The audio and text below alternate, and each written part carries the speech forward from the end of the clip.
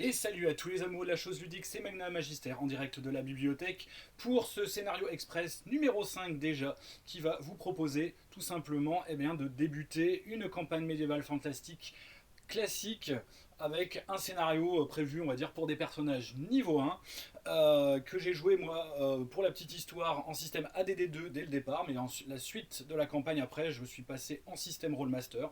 Mais c'est tout à fait, on va dire, un scénario que vous pourrez adapter au système de jeu Medfan que vous souhaitez, que ce soit ADD, DD5, DD3, Chronique oubliée, Fantasy, Pathfinder, etc., etc.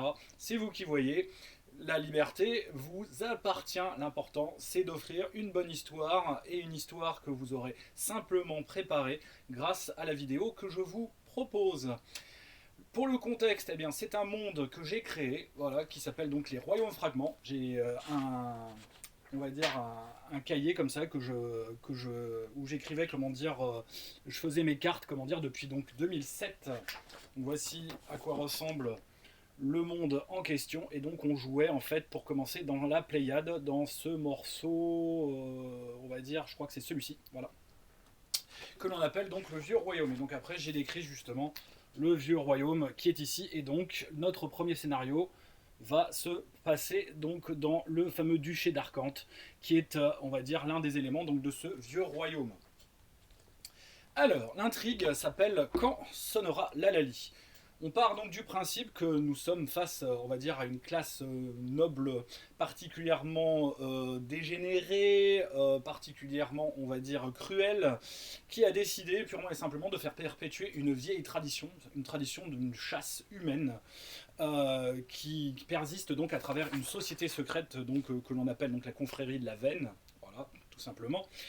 Et donc les derniers membres de cette, on va dire, confrérie, que j'ai nommé, comment dire, dans, on va dire, le scénario, donc Géraud et Mélone, étaient donc les derniers survivants, en fait, justement, d'une précédente chasse qui avait eu lieu donc il y a 12 ans, où donc ils étaient tombés sur un os, ils avaient dû, on va dire, chasser des mercenaires d'une compagnie de mercenaires qui s'appelle donc les Libres Frères, qui viennent donc d'une partie du royaume qui est une partie un peu particulière, puisque je l'avais décidé comme étant en fait un libre domaine. D'ailleurs ça s'appelle franc domaine, donc c'est un domaine, on va dire, qui n'est pas soumis, on va dire, aux lois féodales, et qui est une sorte de cité franche avec un territoire autour. Donc ça, vous verrez dans le contexte si ça peut vous coller, mais l'important c'est que ce domaine libre soit à la limite au niveau des frontières, en fait, donc du domaine sur lequel va se passer l'intrigue, c'est-à-dire le duché d'Arcante, je l'ai nommé ainsi. Et donc ils ont en charge, en fait, la dernière descendante justement de la lignée, on va dire, des nobles d'Arcante, une petite, on va dire, fille, qu'ils ont élevée évidemment dans cette tradition de la chasse. Et pour, on va dire, régler, comment dire, le problème épineux de rassembler les PJ, c'est très simple. Ils vont passer tout simplement sur le front domaine. Ils ne se connaissent pas forcément, ils ne constituent pas un groupe, et ils vont être arrêtés, purement et simplement. On les arrête et on les met en prison. Et ils vont être donc dépouillés de la plupart de leur équipement, voire même de tout. Et on va les lâcher purement et simplement, sans leur demander leur reste, dans la nature, dans la forêt, donc, puisque le domaine d'Arcante est une grande forêt, et on va les chasser. Et ce sera à eux de survivre face à leurs chasseurs, à savoir donc que normalement donc il y aura la jeune demoiselle, la jeune donc comtesse, quelque peu influencée donc par ces deux mauvaises personnes, hein, que sont donc le maître de chasse, entre guillemets, le grand veneur, qui est un chevalier dévoyé, et son intendant, qui n'est pas mieux, on va dire, qui est une sorte de, ouais, de chambellan particulièrement retors, lui aussi, et maléfique. Vous pourrez donc sur ces archétypes voir à peu près comment vous voulez les agrémenter à votre niveau, hein. Si vous voulez en faire l'un est plutôt, on va dire, un paladin déchu, l'autre serait plutôt, on va dire, un sorcier quelque peu maléfique. Mais après vous pouvez voir à faire des PNJ un peu moins archétypaux, c'est vous qui voyez. Et donc, ils vont devoir survivre à cette chasse. Donc la scène principale c'est justement ce temps de chasse, avec probablement, on va dire, des temps forts, on va dire, durant ce temps de chasse, où donc ils vont être poursuivis par donc déjà donc surtout des hommes à pied, avec des animaux, donc avec des chiens.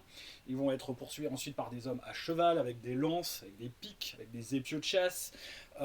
C'est vous qui doserez évidemment en fonction des joueurs, parce que le but évidemment est que les premiers qui arrivent sur eux, ils puissent les désarmer pour pouvoir s'armer et après pouvoir se défendre contre eux.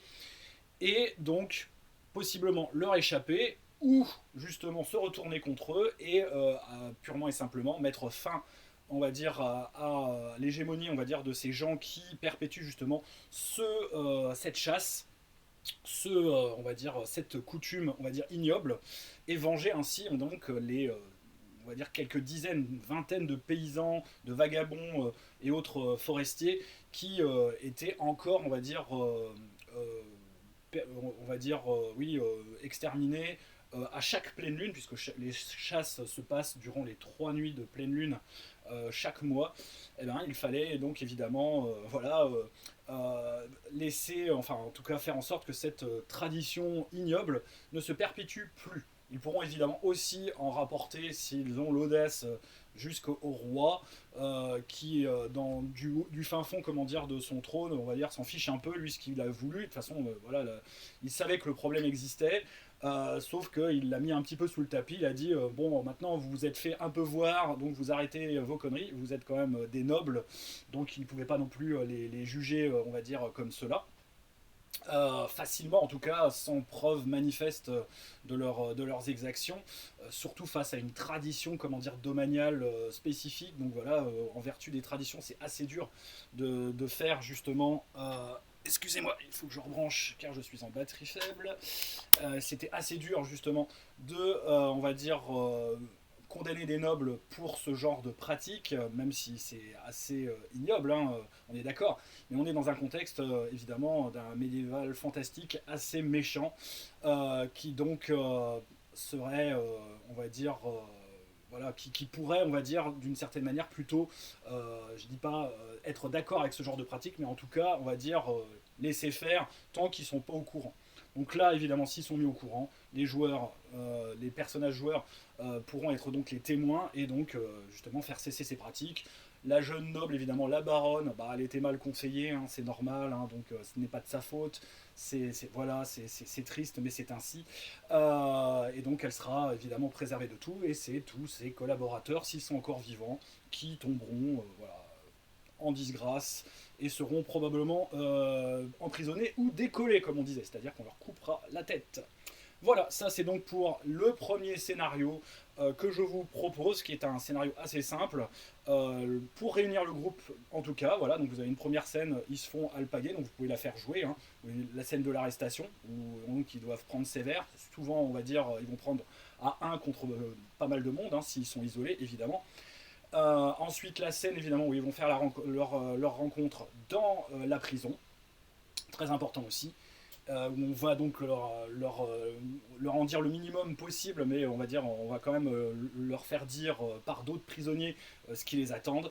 Et ensuite, donc, la grande scène de chasse, qui est la scène essentielle du scénario, qui va donc les amener à devoir survivre, et donc là, préparer des petites scénettes, on va dire, d'interaction, évidemment, avec les chiens de chasse, les hommes à cheval, les hommes, on va dire, à pied, qui vont les harceler, et peut-être, donc voilà, soit ils s'échappent sur le franc domaine et ils essayent de prévenir les autorités, soit ils se retournent contre leurs agresseurs et ils essayent de mettre à bas complètement le système qui a lieu donc dans ce domaine, dans ce duché, concernant donc ces chasses, on va dire, humaines, sachant qu'en plus, petite chose, ils ont pour habitude évidemment, à partir des proies qu'ils arrivent on va dire, dont ils arrivent à se saisir, de goûter leur chair, voilà. Ça c'est pour la petite. Et en plus certains trophées, comment dire, de les, on va dire, empailler, comme on dirait vulgairement, pour les garder en tant que trophée. Voilà. Donc ils pourront découvrir ce genre de choses dans le château s'ils ils attaquent, on va dire, ou s'ils parviennent jusqu'au château, comment dire, de la baronne. Ça pourrait être assez rigolo, puisque en plus ils sont emprisonnés, on va dire, dans les geôles du château de la baronne, évidemment. Voilà, donc ça c'était pour le premier petit scénario que je vous propose, un scénario d'introduction niveau 1 pour, on va dire, mettre en place un groupe de jeu qui seront soudés à la dure dans l'adversité.